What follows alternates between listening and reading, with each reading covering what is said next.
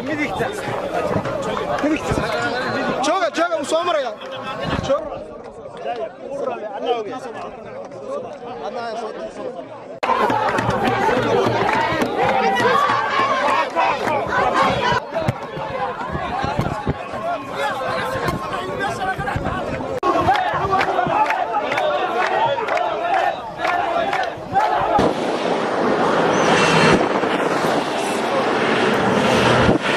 reer awdal madaxda qaranka ee kala duwan culimo leh madax raqameed leh xukuumadda baarlamaan leh dhammaantiin baa waa islaamaya salaan kadib dhowr eray baan odhanaya qodob koobaad waxaan erey kooban ka odhanayaa safarkii aan ku tagay dalka Ethiopia iyo kulankii prime ministerka qodobna waxaan ka odhanayaa shirka kulmiye ee halkan qodob waxaan ka odhanayaa reer awdal iyo waxa laga sugayo ka koobaad safarkii aan ku tagnay Ethiopia wuxuu safarkii ugu horeeyay ee aan ku kulannay ra'iisul wasaaraha Ethiopia cusub ninkaas oo dhalinyaro ah oo energy badan leh oo vision wanaagsan iyo arrin nabadeed walaaltinimo u doonaya dalkiisa iyo qarankoo dhanba markii aanu iswaraysanay waxaan u aragnay inuu yahay nin nabadoon ah dadku inay wax wada qabsadaan oo colaadaha laga baxo oo xuquuqdooda la simo nin aragiisu yahay oo dalkiisa iyo geeskaba ka doonaya ayaanu kala kulannay waxaanu u sheegnay halkaa uu joogo iyo fikraddaa uu joogo annagoo da'diisa ka yar inaanu ahayn dadkii bilaabay inay biyaan colaadda 5 sano u soo dhaxaysay gaar ahaan Soomaalida iyo Ethiopia oo sanado ilaa 5 gaaraya oo dadkoodu markay arkaan kala argagaxaan oo ay kala baqdaan dadkii naftooda u hibeeyay ee waliba iyaga u tagay ee yiri aynu mustaqbalka wax ka bedelno colaadahan ay tahay ee ka soo bilaabay 40 sano ka hor halkaa ee ilaa maanta aragtida nabadda iyo wax qabsiga walaalnimada u socda inaanu ay waan u sheegnay Soomaalilandna ay kow ka tahay arrinta dhamaanteed ararta guud markii aanu soo wadaarsanay oo aanu u sheegnay Soomaaliland inay tahay mid nabad ku aasaasantay gudaheeda iyo jaarkaba oo taariikhdeeda iyo sida iyada oo aan cidina caawin yoon isumna loo soo dirin jibcada quruba ka dhaxaysaana lacag ku bixin la taliyayaal buug badistan loo soo dirin ee iyadu dadkeeda iyo dalkeeda dhistay maantana ay 20 sano ku socoto iyada oo aan cidina islaafsanayn banka adduunkuna lacag siinin cidina gargaarin dawladaha waaweyn aanay deeq siinin dadkeedu inay yahay kuwa dawladda dhistay ee inta socda ee abaaraha iyo dhibaatooyinka oo dhan iyagu midaysan ka hortagayeen inay tusaale u yihiin ra'yiga ku fikirayso ee in hore loo mariyo geeska Afrika tahay waxa 10 laga baran karaa ku Soomaaliland oo baaran laga qaato laba qodob ninkaasi ayaanu ka wada hadalay oo Soomaaliland Soomaaliland iyo Ethiopia saaxiibtinimadii ka dhaxaysay dhinac walba ganacsi amaan tala wadaag intuba inay seediye si ka wanaagsan ahaato waa wada qaadanay oo halkeedii ka socoto oo ay koob ka tahay wadada Berbera wajaale ee la kooridoorka Berbera oo haddii la khamiista la dhagax dhigi doono dekadiina la bilaabay oo iyaduna ay socoto 400 mitir lagu daro iskaashiga iyo wadada la isu marayaa inay taa koob ka tahay waxa ay noo haray u yahay in laga heshiiyo heshiiskii baac mushtarka kalabaad waxay muqdisho Hargeysa ama Soomaaliland iyo Soomaaliya sidee loo heshiisinayaa wuxuu soo jeediyay in arrinta lagu dhameeyo wada hadal oo Afrika ugu dhow Afrika gashay iyo caalamkuba waxaanu ku niri 10 sano u dambeeyay annagu baa aynu wada hadal walaalayaal daba soconay haday wada hadal ogal yihiin saacaduna gartayaduna way noo duuban tahay waxa naga maqnay waxa tababar waanu ognahay ciidana la soo talin mayso naloogu yeeri maayo cid nooga xoogaalsan dantayada annagu haddaanu Soomaaliland nahay la mid manihin koonfurta Soomaaliya iyo anagu waxaan ku kala duwanahay laba qodob ka koobaad annagu waxaan nahay dad distoor leh oo distoorkoodu aanu ahayn draft ee ummaddu u codaysay oo qodobadiisu ay hogaamiyaan talaabada ay qaadayso dawladdu waxaan nahay dal distoorkooda u kala qaybsan yahay awoodaha dawladda oo aanu madaxweynaha ama xukuumaddu waxay doonto sameyn karin waxaan u soo qaadanay 3 qodob baa ku jira Soomaaliland distoorkeeda oo aan madaxweynuhu ku gafi karin وأنا برلمان كبدل كرون وكهذا كرين وأنا جورت وكهذا كرين إدد وينها الله رهيبي صدق هذا قدم كوهر يوا كمر كلاو هذا يا الصومالي يا الصومال دول هذا يو دستور كقدم كيسة بقولي كوبيتوني أفريقيا وح أوريه قرن ماذا الصومالي لا هداي لبه هو بيسو أما أي لم يدو بيسو قبل أما الدولة أما قايب كمله وأي شيء حرية ده أي عدة جريسو ما قوي كرت الدولة ده بارما كده وينها أفتنوا قاضية dadka badankoodu dastuurka mayna akhrin waayo dad badan baa marka la soo qaado koonfur baa hadii ay dhahdo koonfur baa soo leeyahay in leeyahay waxa dhimanaysa madaxweyne iyo baarlamaanka oo ma dhaqaajin kara dadweynaha u taala waxaan go'aanay barnaamijka sharciga sameeyay oo loo codeeyay labada qodob ee kala midna waa tala wadaaga waa qodobka sagaalaad waxa uu leeyahay inuu qaranka Soomaaliland ku dhaqmo mabda'a xisbiyada badan ee dimuqraadiga ah حكومة ما بدل كرتون بارلمان ما بدل كلا وقدم يلا عدوينه يا بابلغ إنه كعضية مجري كلام كسر حدنا وحوي قرن كسومال لنا شرع هذا يا حكومة ورك حركة يكون رقم يسوع هذا يكوري بدأ شرع هذا حبك يوتنا تشرع هذا سلام كالرعاية صدق هذا قد دوينه وياه كونفورتو دستور له عضية مرها marka dastuurkoodu waa draft dawladda ma qabto madaxweynahana ma qabto si doonaa u dhaqmaya kalabaad madaxweynaha koonfurta 400 oo guri lagu soo xareeyay baa doorta codad weyna ma wato 400 oo afar kolba la bedelo oo shirki cusub qaar cusub ay yimaada madaxweynaha Soomaaliya wuxuu dhibato public vote ka xukuma dad baa doortay xisbi baa daba taagan ma dhaqaaqi karo dadweynuhu waxay ku doorteen way kula xisaabtamayaan midiyo xool u leeyahay dhalinyaro xoolo ku jirta maxaan ku dhahay social media leeyahay uu xakamaysan yahay qarankiisa wuxuu doonay ma dhaaf karaan kulli laakiin isagu wuxuu doonaa uu sameyn kara marka labadaas sida u wada hadlayaan way kala duwan tahay waa nin haysta sharci iyo qoraal iyo wado sida loo xariiqo leeyahay did ha ka leexarin iyo nin maalin ba xaq u soo tooso wuxuu doonaa sameynaya markaas sidee baan u heshiinaysaa oo wariba isagii baa leedahay waanu ixtiraafsanahay oo wariba isagii baa taageeraysaan sidee bay labada umadood si aad u garqaadaysaan horta dee soo xakameeya oo waxa maqlo oo sharci hay'ado idinku qabtay hadaarda dooranay annagu soo wadaasaanu haynaa sharciguna waa kala waana codkii ummadda cidina isku xaman karto waxaan ku heshiinay in la wada hadlo oo ay caalamkuna wada hadashiyo waxa ka horeeyay Turkiga halkay duwaan dhigto jaraadka waa akhriyay waxa la hadeen aanu hadalkii bilowno Turkiga kula bilaamaynaano waayo dhinac baad dhisaysaa nin dhinaciina dadka uma garqaadi karo maxaa doonaysaa buu caalamku soo gal waa hadalladaan ururada waaweyn iyo dawladaha waaweyn cid waxa goyn kartaa soo gasho arrinteeda haddii doonaysaa maato buu naga aqbalay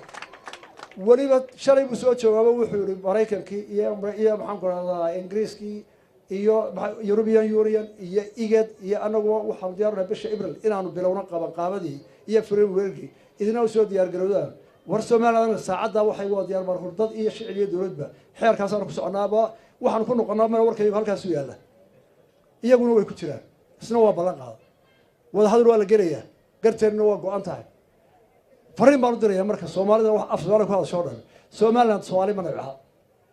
way og tahay dadku inay midoobaan wax wada qabsadaan baa wanaagsan waxa la isweydiiyaa sidee wax wada qabsanaya haddii aan sida wax wada qabsanay la isla ogaanin de socon mayso kolka hore waxaanu ka doonaynaa Soomaalida Muqdisho ee Talyaanigu guulaysan jiray inay taariikhda ogolaadaan waxay tahay taariikhda lama xadi karo 1960 waxaanu ahay laba dawladood oo xor ah oo si xornimo ah iyagu u midoobay la isma qabsan la isma cadaadin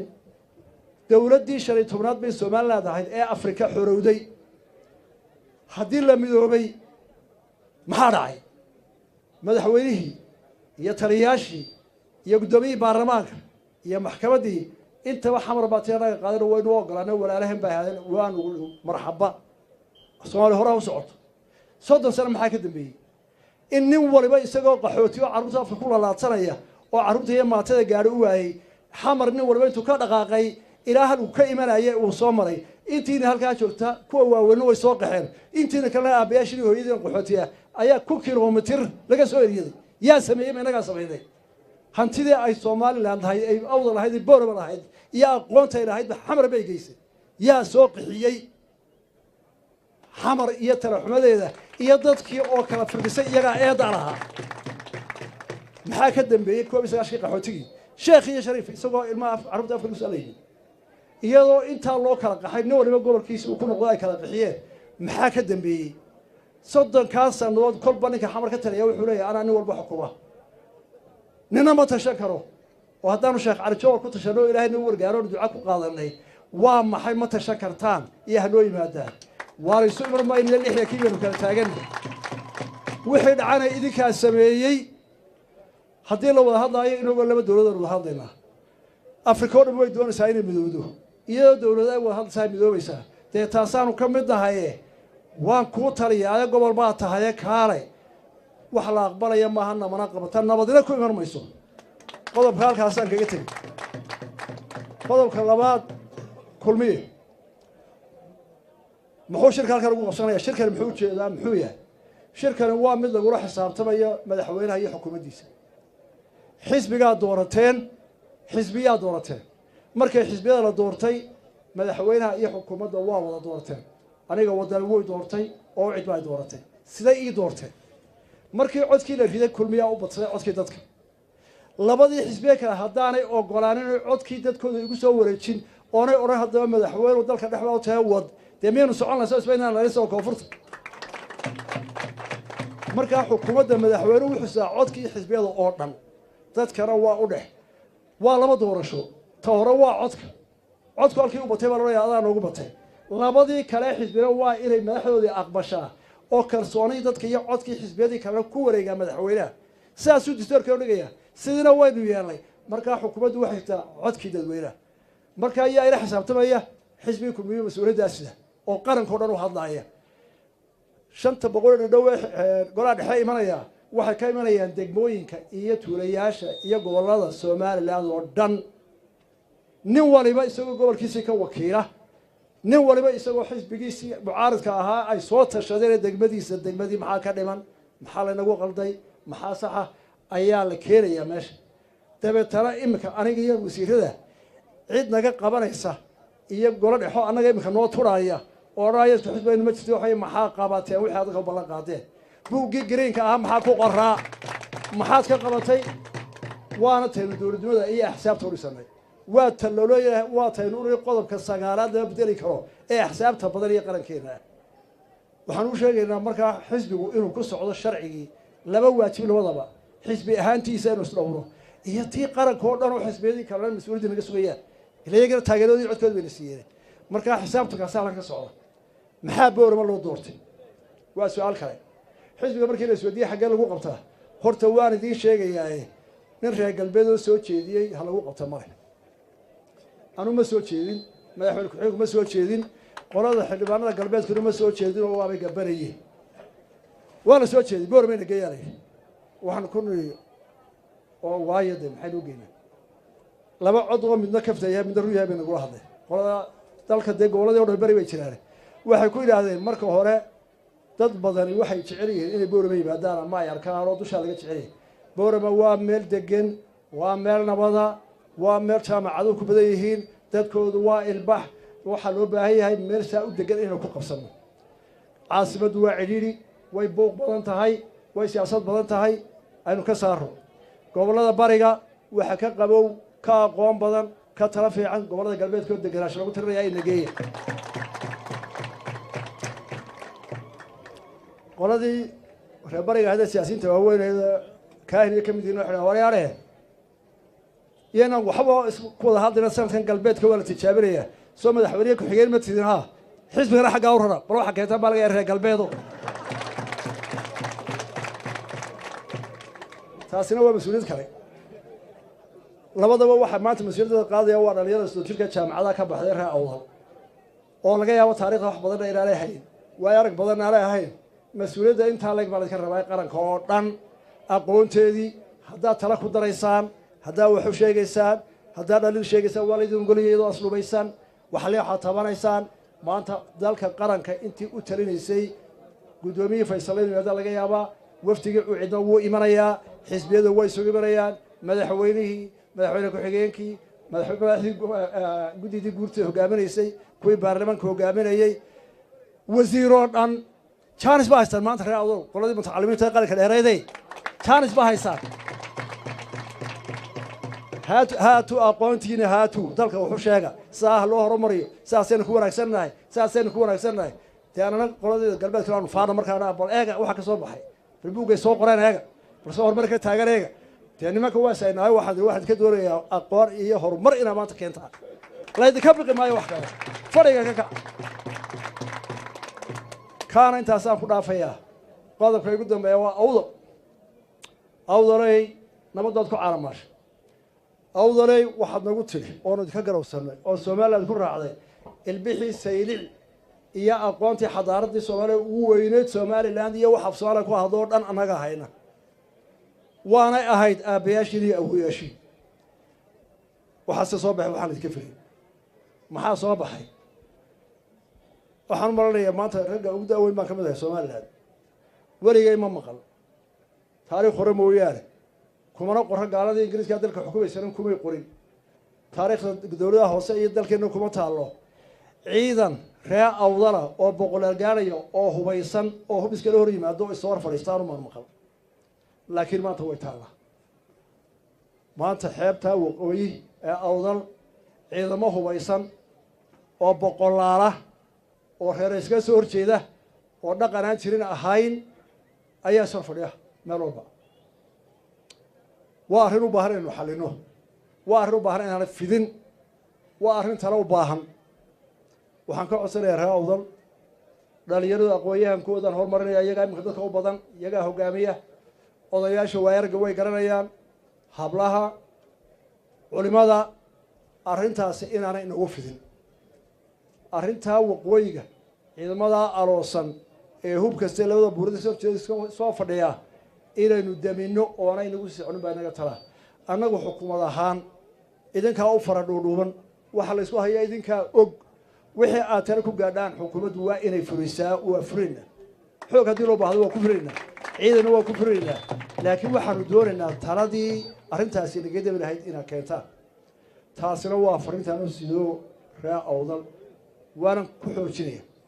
waxaan ku soo gabagabaynayaa waxaan aad iyo aada uga mahadnaqayaa carruur iyo ciroole culimiyo caamo rag iyo dumar maanta gobolka awdal ilaa markaanu soo gaarnay gobolka xadkiisa ilaa imika soo dhoweynta iyo kalgacalka iyo wanaaggaana tusteen ee sheekh iyo shariif ka midaysantihiina aad iyo aad baanu idinku mahadnaqaynaa wassalaamu calaykum waraxmat ullahi wabarakatu